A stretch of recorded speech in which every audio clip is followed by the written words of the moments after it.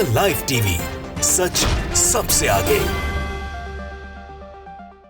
नमस्कार, मैं हूं रंजीत झा और आप देख रहे हैं द लाइव टीवी। आखिर जिस बात की आशंका जताई जा रही थी वो सच साबित हुई है।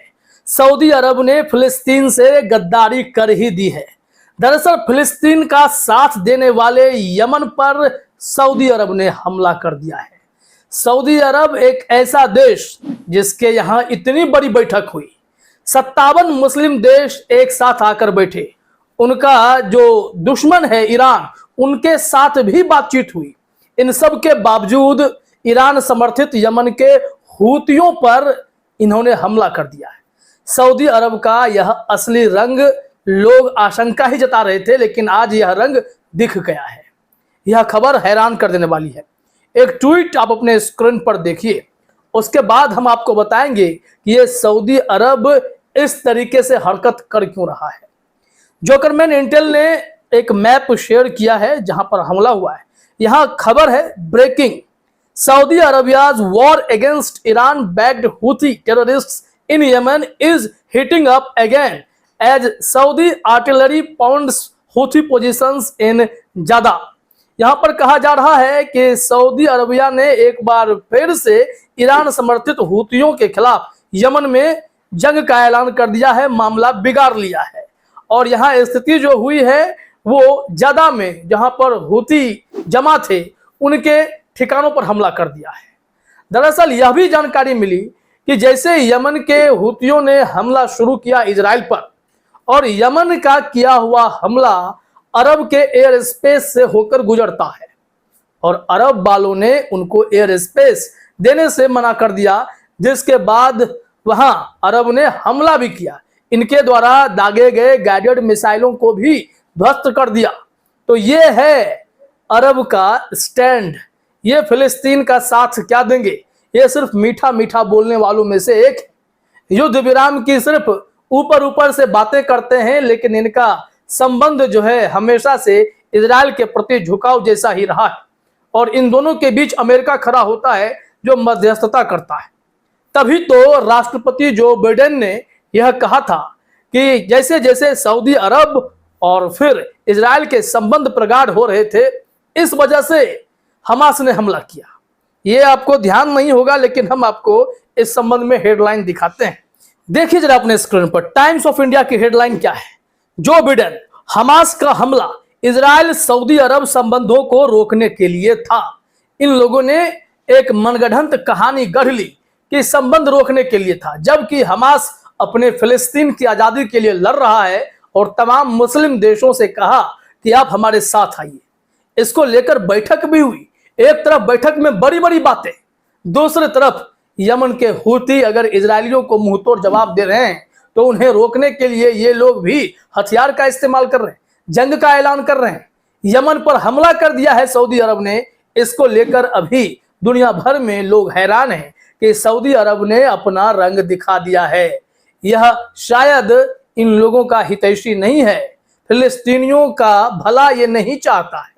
सऊदी अरब को गद्दार कहा जा रहा है, तभी तो इस तरीके की खबरें आ रही हैं। इनके हरकतों को देखेंगे तो मैंने कुछ हेडलाइंस नोट किए हैं, जिसे आप जानेंगे तो हैरान रहेंगे कि सऊदी अरब का रुख ऐसा क्यों है। एक हेडलाइन देखिए, टीवी 9 भारतवर्ष का है, दुनिया को शांति दूत बनकर दिखा रहा सऊदी क्यों अपने पड़ोसी मुल्क पर नहीं करता रहम। इनकी स्थिति क्या है, ये अपने पड़ोसी मुल्क से संबंध क्यों बिगाड़ते हैं? क्योंकि ये शांति दूत बनना चाहते हैं, दुनिया में मुस्लिम देशों का नेता बनना चाहते हैं। लेकिन इनकी सच्चाई अब तमाम मुस्लिम देश समझ रहे हैं। ईरान और सऊदी अरब के संबंध अच्छे नहीं, सऊदी अरब और यमन के संबंध अच्छे नहीं। और यहां जब बाकी तमाम मुस्लिम देश इस वक्त फिलिस्तीन के साथ खड़ा है, तो सऊदी अरब यमन पर हमला करके यह बता रहा है कि वो खुद को अलग थलग करना चाहता है। इस रिपोर्ट में देखिए कहा भी गया है, सऊदी अरब खुद को आधुनिक देश के रूप में पेश करने की कोशिश कर रहा है, लेकिन अपने बॉर्डर पर वह शरणार्थियों पर जुल्म कर रहा है। ऐसा क्या हुआ कि सऊदी को इथोपिया के शरणार्थियों पर जुल्म करने पड़ रहे हैं? सिर्फ बात इतनी ही नहीं है कि इन्हें जुल्म करने पड़ रहे हैं, ये लोग तो गजा के शरणार्थियों को भी अपने यहां एंट्री नहीं दे रहे हैं। ऐसी खबरें भी सामने आई है। इस संबंध में भी हमारे पास एक रिपोर्ट है, हेडलाइन देखिए। इंडियन एक्सप्रेस ने ही लिखा है, मिस्र और अन्य अरब देश गाजा से फिलिस्तीनी शरणार्थियों को लेने के लिए तैयार क्यों नहीं हैं?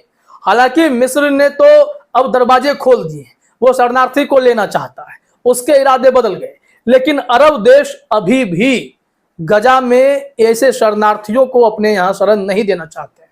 ये लोग जो इजरायली सेना के शिकार हो रहे हैं, जिनका घर बार उजड़ रहा है, वो ऐसे मित्र देश के यहाँ शरणार्थी बनने चले जाते हैं, उनकी रक्षा की जाती है, उनका ख्याल रखा जाता है, लेकिन ये ऐसा नहीं होने दे रहे हैं।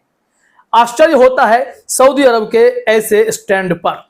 अब यहाँ एक हेडलाइन आप देखिए, और हिंदुस्तान की रिपोर्ट है, यहां बताया जा रहा है हूती विद्रोहियों ने इजराइल पर क्यों बोला हमला, क्यों लपेटे में आ रहा सऊदी अरब। यह खबर बेहद दिलचस्प है। इसके हमने कुछ पैराग्राफ्स आपके लिए ही नोट किए हैं ताकि आप समझ जाएं कि सऊदी अरब का असली चेहरा क्या है। यहां लिखा हुआ है कि इजराइल हमास वॉर। अब तक सऊदी अरब ने इजराइल के खिलाफ कड़े शब्दों में बयान देने के अलावा और कुछ नहीं किया है। हालांकि चीजें इससे और बिगड़ सकती हैं, ऐसा कहा जा रहा है। इस संबंध में जो रिपोर्ट है जरा देखिए। कहा जा रहा है कि सऊदी अरब से इसका क्या कनेक्शन है। यमन के हूती अगर इजराइल पर हमला करते हैं तो सऊदी अरब को पेट में दर्द क्यों होने लगता है। यहां कहा जा रहा है मौजूदा वक्त में सऊदी अरब जो खुद को इस्लामी दुनिया का नेता के रूप में देखता है, शायद यह नहीं चाहेगा कि हमले के लिए हूती विद्रोहियों की निंदा कर अप्रत्यक्ष रूप से इजराइल का समर्थन करता हुआ दिखे। साथ ही वह धार्मिक और भू राजनीतिक दृष्टि से सऊदी अरब के सबसे बड़े प्रतिद्वंदी ईरान की छद्म शाखा हूती विद्रोहियों का खुलकर पक्ष भी लेना नहीं चाहेगा। सऊदी विश्लेषक अजीज अतघासियान ने रॉयटर्स को बताया है कि मुझे लगता है कि समस्या यह है कि यह युद्ध सऊदी अरब को ऐसे स्थिति में लाने की क्षमता रखता है जहां वह अमेरिका, इजराइल और ईरान के बीच कोई भी एक पक्ष लेता नजर आएगा। यहां से समझिए मामला यह है कि सऊदी अरब बिल्कुल अमेरिका की तरह दो मुहा रणनीति अपना रहा है। इस वजह से अब दुनिया उसे गद्दार के नाम से भी बुलाने लगी है। हिंदुस्तान ने कहा है कि अब तक सऊदी अरब ने इजराइल के खिलाफ कड़े शब्दों में बयान देने के अलावा और कुछ नहीं किया। हालांकि इससे चीजें और बिगड़ सकती हैं, खासकर तब जब इजरायली सेना सऊदी हवाई क्षेत्र का उपयोग करके हूती विद्रोहियों के सना स्थित ठिकानों पर हमला करने का फैसला करती है।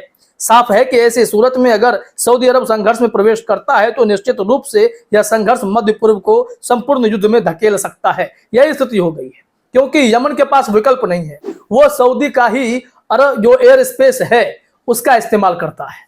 लेकिन अगर ऐसा हुआ है तो खबर अभी आप देख ही लिए कि कैसे सऊदी अरब ने यमन के द्वारा किए गए हमले को फेल कर दिया। वो इजराइल की रक्षा करता नजर आया। यानी कि एक और दुनिया जहां इजराइल पर थू थू कर रही है, जो मुस्लिम देश इनके ही साथ बैठकर बड़ी बड़ी बैठकें कर रहे हैं कैसे इजराइल को रोका जाए, वहीं इजराइल को सबक सिखाने वाले यमन को रोकने के लिए सऊदी अरब ने कैसा स्टैंड लिया है।